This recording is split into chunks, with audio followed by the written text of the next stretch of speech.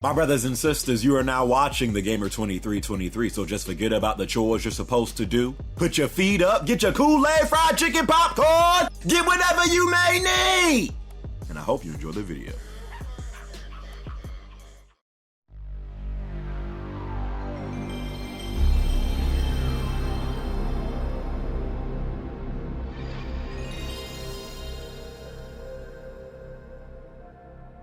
I'm gonna come.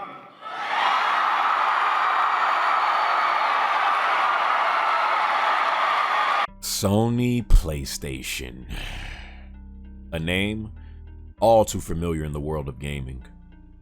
Known for giving us some of the most memorable games and experiences throughout the history of video games.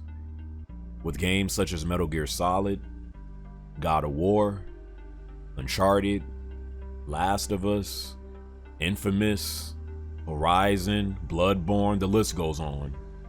The PlayStation brand over the years has sort of become the staple, the blueprint, the standard of what high quality games in modern times can be. Saying all that, however, you can't look at all the success of PlayStation over the many years and not think about the studios responsible for putting them in that position. Santa Monica, Guerrilla Games, Sucker Punch, Naughty Dog, Blue Point, Media Molecule, and others. It's these first-party developers that keep a lot of us coming back, and why many people have continued to stick with PlayStation over the years. Why PlayStation has had its continued success and growth over time. And why Sony PlayStation remains, in many people's eyes, the top dogs of the gaming industry. You know the good stuff will eventually be there.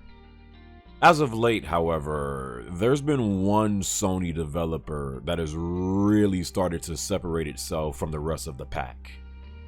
Insomniac.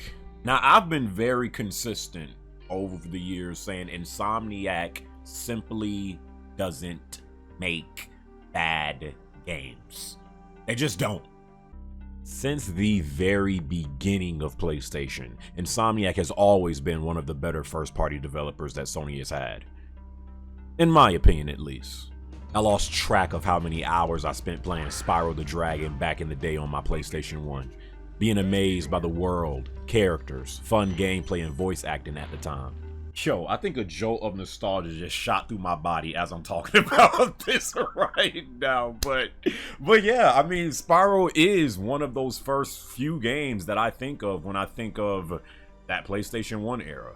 Then you have Ratchet and Clank. Come on now, dawg. Come on, man. Arguably my favorite action-adventure and platformer game of all time. It was love at first sight for me when I first played the first Ratchet & Clank on PS2. No memory card to save my progress, just playing it for hours on end, seeing how far I could get before school the next day. Take me back, dog. Take me back. Followed up by my personal favorite, Going Commando. Up Your Arsenal. Deadlocked. Cracking Time. Just straight hitters, bro. A series that's still going on good and well today. Insomniac then showed they can get a little bit more mature when they dropped Resistance Fall of Man as a launch title on PlayStation 3. Another good series that people love that I'm sure many others, including myself, would love to see come back one day. The point is, no matter what point in time you go back to, Insomniac has always been that great, consistently consistent developer that has always been there giving us good, fun gaming experiences regardless of era. Over the years, though, Insomniac has stepped their game up even more somehow. Almost as if they're entering their prime years. A few years ago, when the news of a new Spider-Man game began circulating, the rumors all seemed to be pointing towards Sucker Punch was going to be the developer chosen for the job. Which I don't think anyone had a problem with. I mean, they had been doing the Infamous games for several years at that point. I can see it. Sucker Punch. Spider-Man? Maybe we wouldn't have gotten Ghost of Sushi though. However, as we all know by now, it would later end up being Insomniac that got the nod. And the rest is history. No pressure, right?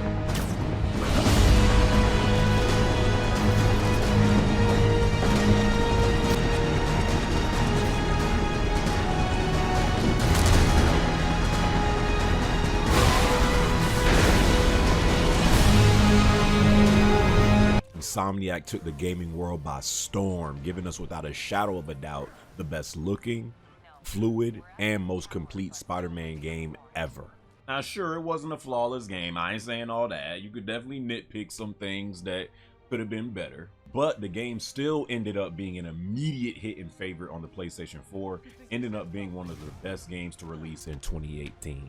And it probably could have won Game of the Year. It just so happens that it released the same year as Red Dead Redemption 2 and God of War. Insomniac since then, however, has sort of become the face of PlayStation.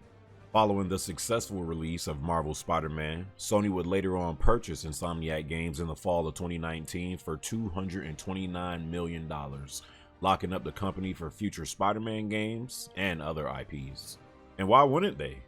Insomniac has been a model of consistency spanning over decades for PlayStation.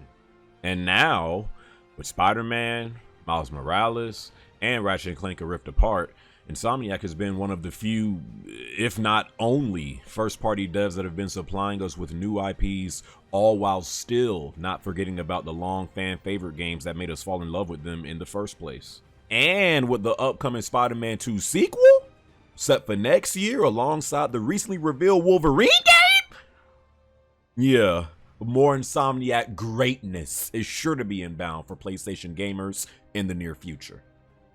It kind of leads to wonder just how Insomniac has been able to consistently give PlayStation gamers high quality games to play with really no big gaps in between. How's it almost every title and IP they tackle end up being something great and one of the biggest series on PlayStation? How do they have the time and staff to be working on all these different games throughout the years without never really fading away into obscurity over time? What are they doing that these other developers aren't? I wish I knew the answers to these questions. I really do. I really wish I knew, but I don't. One thing I do know though is there is no other first-party developer that Sony has that delivers multiple IPs, both new and old, as consistently as these suckers do. I think it's time for all of us to start appreciating and realizing the greatness of Insomniac and start putting a little bit more respect on Insomniac's name. Because without them, a big piece of PlayStation would surely be missing today.